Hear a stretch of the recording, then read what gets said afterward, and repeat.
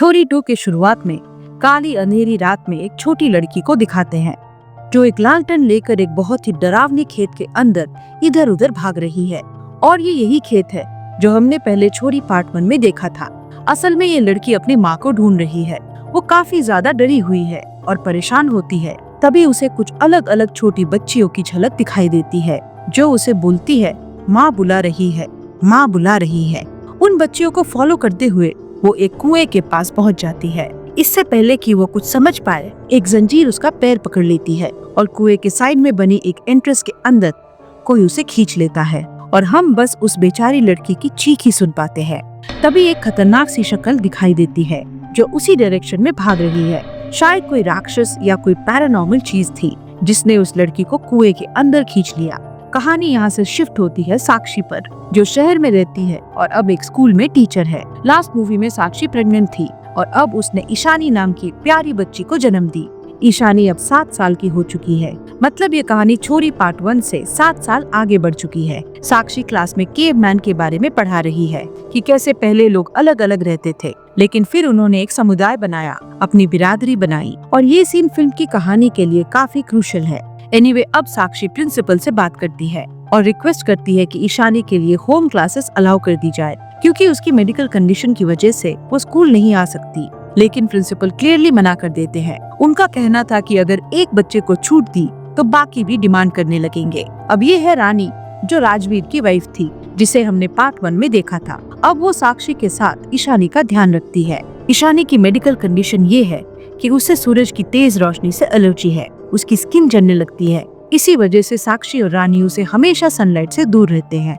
लेकिन क्योंकि प्रिंसिपल ने साक्षी की बात मानने से मना कर दिया था, साक्षी उसे अच्छी तरह से कवर करके स्कूल लाती है। ये देखकर प्रिंसिपल को भी पसंद आता है। अब हम देखते हैं समर को, जो 7 साल पहले राजवीर के गांव में पुलिस इंस्पेक्टर था, जिसके पास साक्षी और रानी अपने मर्डर्स का कन्फेशन देने गई थी। लेकिन जब वो राजवीर के घर जाता है तो वहाँ उसे कोई लाश नहीं मिलती और तभी से साक्षी के मन में डर था, अगर राजवीर जिंदा बच गया तो वो जरूर उसके और उसकी बेटी के पीछे आएगा। समर दिल का अच्छा इंसान है और क्योंकि साक्षी अकेली है वो उसकी मदद करता है।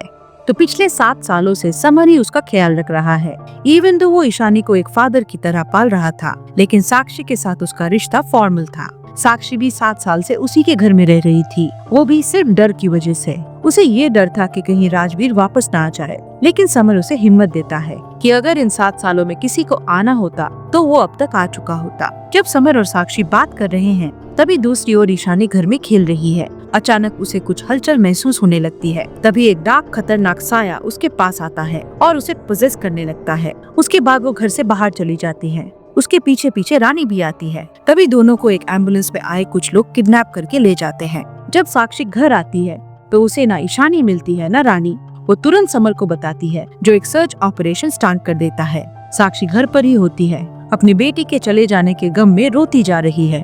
थोड़ी देर बाद समर उसे कॉल करके बताता है कि ईशानी ट्रेस हो गई है। वो एक सीसीटीवी कैमरा में देखी गई है, जहाँ उसे राजवीर के गाँव का मुखिया यानी ताऊ अपने साथ ले जा रहा था।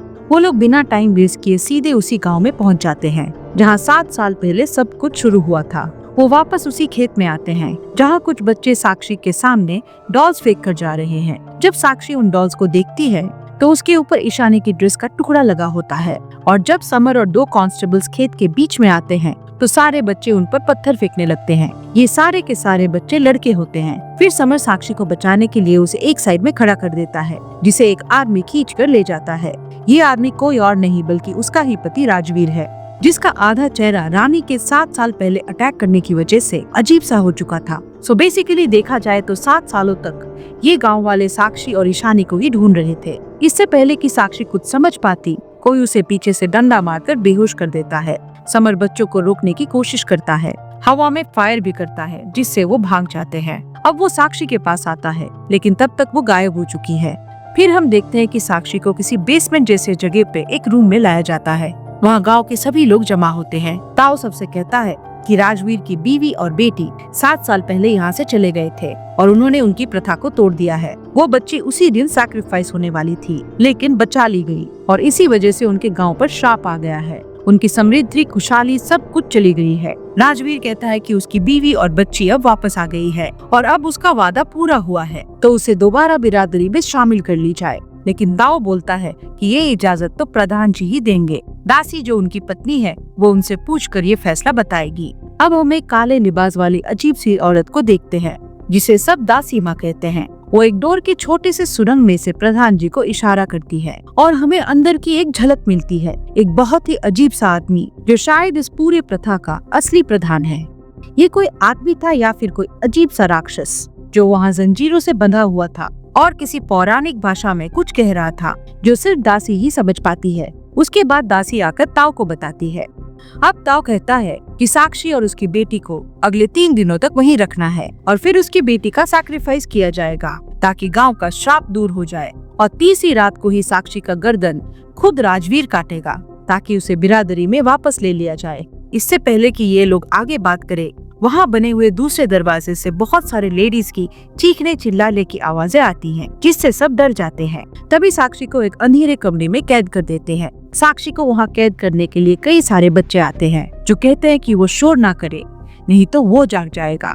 दूसरे रूम में ईशानी होती है और तभी शालीन नाम का एक बच्चा उसके लिए काढ़ा लेकर आता है जो कि दासी माँ ने दिया है। वो कहता है कि 3 दिनों तक उसे यही पीना होगा, कुछ और खाना पीना नहीं मिलेगा। ईशानी अपनी माँ के बारे में पूछती है तो वो बताता है कि दासी ही अब उसकी माँ है और शालीन की माँ भी कब की खत्म हो चुकी है। सबसे बड़ी बात यह है कि यहाँ पर शालीन ना तो लड़का है और ना ही लड़की, वो एक ट्रांसजेंडर है और यही रीजन था कि वो अब तक जिंदा बचा हुआ है। अदरवाइज यहाँ पर कोई भी लड़की जिंदा नहीं बची। दूसरी तरफ साक्षी बाहर जाने की कोशिश कर रही है, तभी वहाँ दासी आ जाती है जो कहती है कि वो चुपचाप यहीं पर मरने तक पड़ी रहे क्योंकि उसकी बच्ची के पास कुछ खास शक्तियाँ हैं जिसकी वजह से उसका बलिदान होगा और सब कुछ ठीक हो जाएगा। साक्षी उससे सवाल जवाब करने लगती है लेकिन तभी दासी अपने असली बुरी आत्मा वाले रूप में उस पर हमला करती है। मतलब दासी पूरी तरह से एक पावरफुल विच जैसी बन चुकी है और इसी साय को हमने ईशानी के सामने देखा था जिसकी वजह से उसका पोजेशन हुआ था। अगले सीन में राजवीर ताऊ से कहता है कि उसे अपने माँ बाप की मौत का बदला लेना है और वो तो आज ही साक्षी को खत्म कर देता, लेकिन उन औरतों की आवाजों ने उसे डरा दिया। जिस पर ताऊ कहता है कि वो आवाजें अभी आ रही हैं, लेकिन जल्दी वो भी खत्म हो जाएगी और सब कुछ ठीक हो जाएगा। बस दासी अगले 3 दिनों में ईशानी का विश्वास जीतकर उसे सैक्रिफाइस के लिए तैयार कर ले। उसके बाद दासी ईशानी के पास जाती है और जबरदस्ती उसे काढ़ा पिला देती है। फिर वो प्रधान के पास जाती है। प्रधान का रूम का दरवाजा एक खास तरह की प्रार्थना से ही खुलती है। अब वो अंदर जाती है, झुककर चल रही होती है जो शायद डर था या रिस्पेक्ट या कॉम्बिनेशन ऑफ बोथ। फिर वो प्रधान को भी कुछ पिलाती है जो कुछ काले लिक्विड जैसा था। मीनवाइल साक्षी रूम में कैद है। वहाँ एक दूसरा दरवाजा भी है जिसके पीछे से उसे ईशानी की आवाजें सुनाई देती है। वो वहाँ पड़ी हुई टॉर्च को लेकर जाती है। ये जगह किसी सुरंग जैसी थी, एक भूल भुलैया। दरअसल जो वो कुआं था उसके अंदर ही इन लोगों ने अपनी पूरी सोसाइटी बना रखी थी। पहले के पार्ट में बताया गया था कि गांव में सिर्फ 5 घर है, वो सिर्फ ऊपर की फ्लोर थी, नीचे तो यहाँ बहुत सारे लोग बसे हुए हैं। अब साक्षी आगे बढ़ती है जहाँ से ईशानी की आवाज आ रही थी, लेकिन वो बार बार भटक जाती है। तभी हमें ईशानी दिखाई देती है जिसे शालीन देख रहा है। दूसरे लड़के उसे चिढ़ाते हैं तो वो उनके पीछे भाग जाता है। ईशानी वहाँ खुला दरवाजा देखकर निकल जाती है और वो भी वही सुरंग जैसी जगह पर पहुँच जाती है जहाँ उसे 3 छोटी बच्चियाँ मिलती हैं। वो कहती है माँ बुला रही है, जिसके पीछे ईशानी चल पड़ती है। आगे साक्षी को यहाँ ईशानी मिल जाती है जिसे वो हग करने की कोशिश करती है क्योंकि ऊपर से धूप आ रही है, लेकिन असल में वो ईशानी नहीं थी बल्कि उन तीनों बच्चियों में से एक की स्पिरिट थी जो देखकर साक्षी घबरा जाती है। अब ईशानी उन तीनों बच्चियों के पीछे जा रही है। वो मेन डोर के पास पहुंच जाती है जो उसे बाहर ले जाती है, जिससे उसकी स्किन जलने लगती है। तभी साक्षी के पास पड़ी हुई ईशानी वाली डॉल जलने लगती है, विच मीन्स कि उन डॉल्स के अंदर उनकी प्रेजेंस या एसेंस जरूर था और वो ये इंडिकेट कर रहा था कि जो लड़की है वो धूप में जल रही है। अब दासी ईशानी के रूम में जाती है जहाँ वो उसे ना पाकर घबरा जाती है। तभी उसे उसका डार्क फॉर्म जो उसकी बॉडी से अलग हो सकता है वो ईशानी को ढूंढने के लिए निकल पड़ता है। वो ईशानी को बाहर देखता है और जैसे कि ये सारे रूम्स और रास्ते कुएं के अंदर बने हुए हैं, ईशानी कुएं से बाहर निकल रही है लेकिन वहीं पे बेहोश हो जाती है। अभी दासी का काला साया उसके शरीर में वापस आता है और वो सीधे निकल जाती है ईशानी को लेने के लिए। यहाँ पे उसकी स्किन भी झुलस गई है, मतलब उसे भी वही ईशानी वाली मेडिकल कंडीशन है। लेकिन दासी ने साक्षी से ये कहा था कि ये कोई बीमारी नहीं है बल्कि एक सुपर पावर है। अब साक्षी को उन लेडीज और बच्चियों की आवाजें सुनाई दे रही है और वो एक अंधेरे कोने में जाने लगती है। तभी दासी ईशानी और अपना इलाज कर रही होती है। तभी वहाँ ताऊ आ जाते हैं। वो पूछता है कि ये लड़की बच तो जाएगी ना, क्योंकि इससे पहले भी 3 लड़कियां खत्म हो चुकी हैं, जिन्हें प्रधान का इलाज करने के लिए बुलाया गया था। लेकिन दासी के हाथों वो तीनों खत्म हो गई। दासी कहती है कि इसके अंदर शक्ति है और ये इसी गांव की असली खून है, जिससे प्रधान का इलाज हो जाएगा और वो ठीक हो जाएंगे। दूसरी ओर समर अकेला ही खेत में घुस जाता है और कुएं तक पहुंच जाता है। वो कुएं के अंदर उतरता है, जहां उसे पूरी भूल भुलैया मिलती है। वो समझ जाता है कि यहाँ काफी ज्यादा वक्त लगने वाला है। इनफैक्ट उसने अपनी कांस्टेबल को भी भेज दिया था ताकि वो शहर जाकर मदद ले आए। ये सारी डिटेल्स वो फोन के वॉइस नोट पर भी भेज देता है। अब ईशानी दासी के पास ही होती है। ईशानी को सूप पसंद नहीं था और वो इस खाने को सूप समझ रही थी। इनफैक्ट जब साक्षी उसे सूप पिलाती है तो वो हमेशा उसे एक कहानी सुनाया करती है, जिसके चलते अब ईशानी दासी को भी कहानी सुनाने को कहती है। अब दासी माँ ईशानी को कहानी सुनाने लगती है। बहुत समय पहले इस गांव के राजा के पास कोई संतान नहीं थी, तो उसने सूर्य देव से प्रार्थना की कि उसे एक संतान प्रदान की जाए, लेकिन उसे चाहिए था बेटा। लेकिन सूर्य देव ने उसे बेटी दे दी, जिसके चलते वो बहुत गुस्से में आ गया और उस बेटी को मारने वाला था। इनफैक्ट वो सूर्य देव को भी बहुत उल्टा सीधा बोलने लगा। साथ ही उसने बच्ची को भी कुएं के पास छोड़ दिया। इससे सूर्य देव बहुत गुस्से में आ गए और उसने गुस्से में आकर बच्ची को जला दिया। वो काफी जल रही होती है, लेकिन वो बच्ची स्ट्रॉन्ग होती है।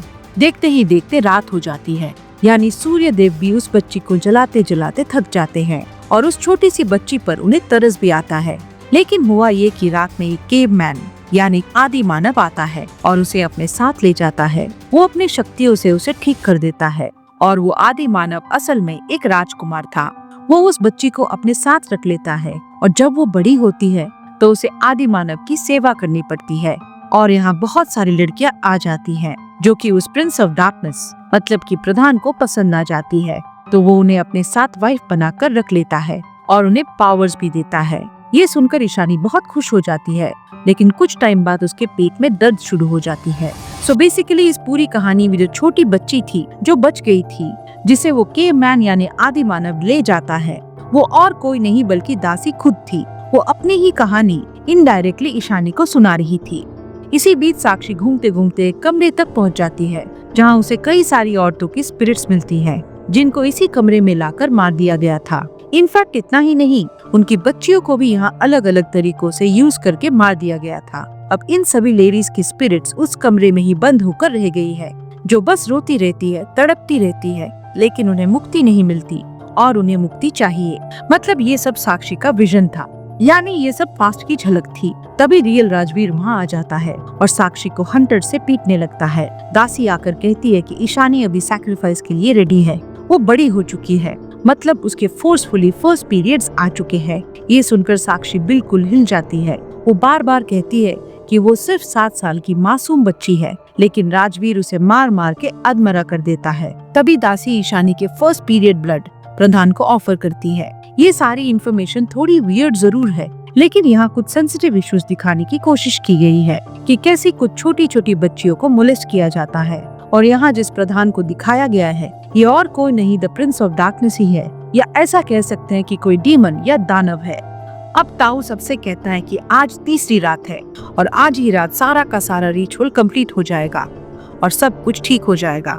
साक्षी अब होश में आती है और उसी डंपिंग कॉर्नर तक पहुंच जाती है, जहां से नीचे सीधे पानी में गिरती है, जो असल में उस कुएं का ऊपर वाला सरफेस था, और धीरे धीरे पानी के अंदर डूबने लगती है। वहाँ नीचे बहुत सारी लेडीज की लाशें होती हैं, जिनकी स्पिरिट्स उसे नजर आती है। वो पानी से ऊपर आती है और सारी स्पिरिट्स इंक्लूडिंग रानी की स्पिरिट उसे घेर लेती है और सब एक साथ उसके सर पे हाथ रख देती है, जिससे वो तड़पने लगती है। बेसिकली अब उनकी आखिरी उम्मीद साक्षी बन चुकी है। मीनवाइल ताऊ राजवीर से कहता है कि उसे कैसे भी साक्षी चाहिए, जिसका गला वो सबके सामने काटेगा, ताकि सबको एक सबक मिल सके और यहाँ कोई भी लेडी कभी भी प्रथा नहीं तोड़े।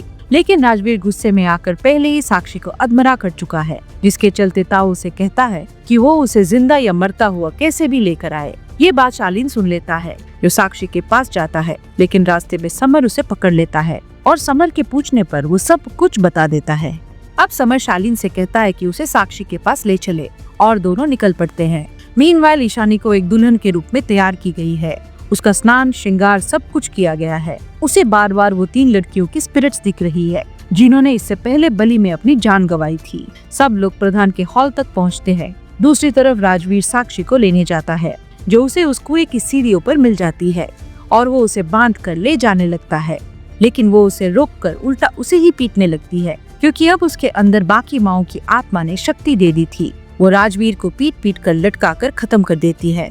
फिर वो बाहर आती है, जहाँ उसे समर मिलता है और समर की आने की खबर से ताऊ और बाकी आदमी भी वहाँ से जाने लगते हैं, क्योंकि सबको पता चल जाता है कि वहाँ पुलिस आ चुकी है। खैर, शालीन को पीछे का रास्ता पता था, जिससे समर साक्षी को ईशानी के पास भेज देता है और खुद उनसे लड़ने लगता है। अब साक्षी प्रधान के हॉल में पहुंचती है और यहाँ प्रधान ईशानी को अपने रूम में ले जाता है और पीछे दासी साक्षी को रोकने के लिए अपना काला साया भेजती है। साक्षी कहती है कि वो उससे नहीं डरती और आगे बढ़ जाती है, तो दासी उस पर हमला करती है, लेकिन सभी स्पिरिट्स उससे लड़ने लगते हैं और साक्षी कहती है कि वो एक दासी है, उसकी कोई इज्जत नहीं है। फाइनली साक्षी दासी को ओवर पावर करके उसे दूर फेंक देती है।